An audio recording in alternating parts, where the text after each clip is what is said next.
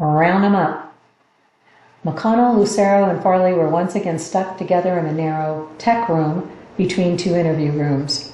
A double monitor sat on the table ledge below the one-way mirror of one interview room, so the three men lined up against the wall of the second interview room's one-way mirror. They looked and felt like suspects in a lineup. The irony wasn't lost on Lucero. "Well, don't they just look like two cool cucumbers without a care in the world," Farley commented, staring at the monitor. McConnell snorted. "As if. Davy doesn't look nearly as calm and collected as he did 20 minutes ago. He looks like a frog in a frying pan, just starting to feel the heat." Lucero looked through the window to see Davy slouched in his chair, one leg bouncing up and down as he considered, and then chewed judicious chunks out of his fingernails.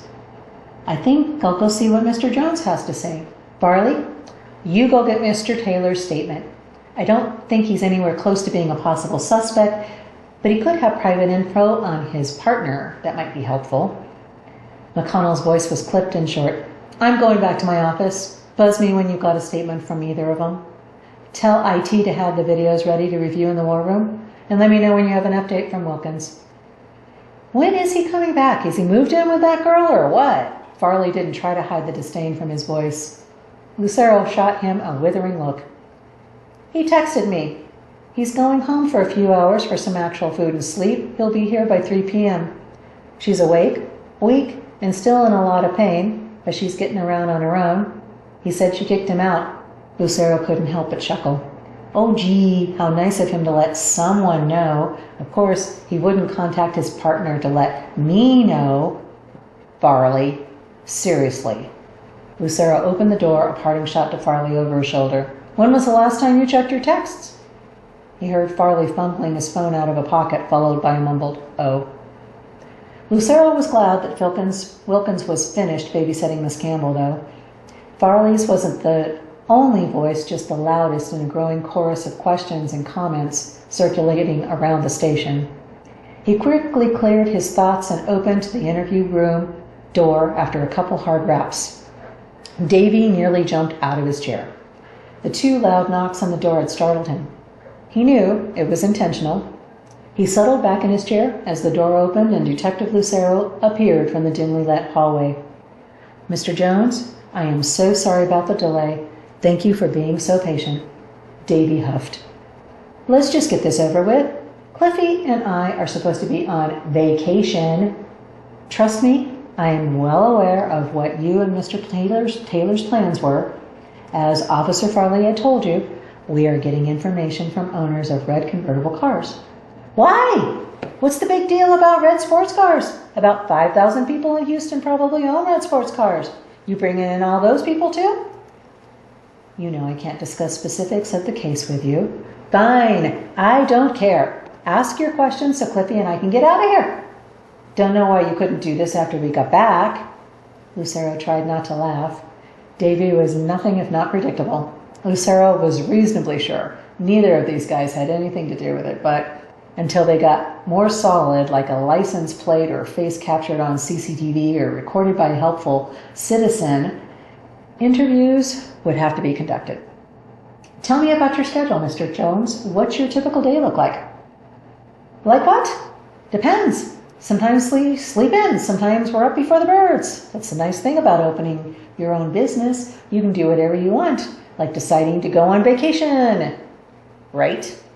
What made you decide to take off on vacation now?" Davy sniffed. "Cliffy has property in Northeast Texas. We are going to his family cabin that he recently inherited. Not that it's any of your business." Lucero's eyebrow twitched. "Sounds lovely. Can you tell me where you were last Saturday afternoon between 4 a.m. and 10 p.m., say?" "What? Honey, I can't remember what I had for breakfast yesterday, let alone where I was a week ago." 5 days. Whatever. Let me think. Saturday. Oh, Saturday. Cliffy and I had a bit of a tiff. Really? What was this tiff all about?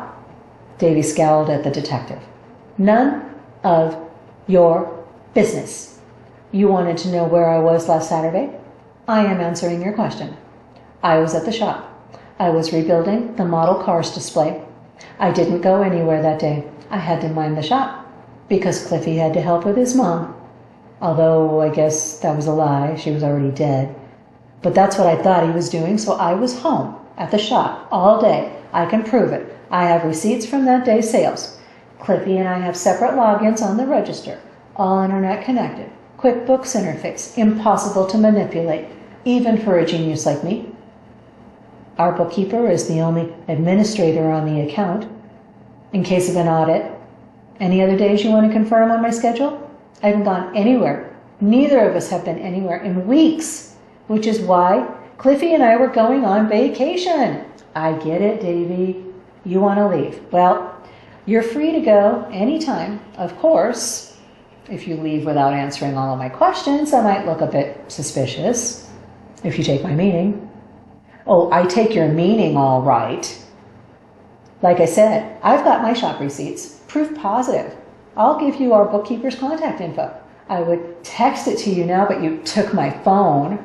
Standard procedure, Davy. No need to get all huffy about it. No cell phones are allowed in the interview rooms. I don't have mine. Whatever. Davy threw up his hands. What else do you want to know? How about Mr. Taylor? Cliffy, where was he going when he left you to mind the store on Saturday? I told you he was going to his mother's to help with her estate stuff, I guess, at that point. May have been on his way to the attorney for all I know. He only told me about the probate and everything this morning, which is why we were going on vacation. Right, understood. So he lied to you? Does he do that often? Also, none of your business. You've got him in another room like this? One-way mirrors and all that? Davy waved at the wall like he was swatting at a fly. Ask him. Don't ask me. I'm done answering questions about Cliffy. You have any more questions about me? Lucero looked thoughtfully at the man sitting across from him at the tiny table. He didn't look guilty. He looked annoyed, but not concerned. What's your bookkeeper's name? We can get his, her, contact info from that. Davy gave an exasperated sigh. Ellen Smith, office on Broadway, not far from the shop. I can never remember her business name. Good luck with the name. Probably have a million Ellen Smiths in Houston. We're pretty good at figuring things out, Lucero pointedly replied. Sure. Have fun. Can I go now? Give me a second. Lucero abruptly stood up and strode out of the room. Thank you too, asshole. Davy looked at the mirrored wall and considered giving a one-figure salute, but thought better of it. Play nice and get the hell out of here. He wondered briefly what Cliffy might have to say if he'd tell the police that he'd lied to his partner. Davy was still more than upset about all that. He frowned and looked at his shoes. Time for some spit and polish.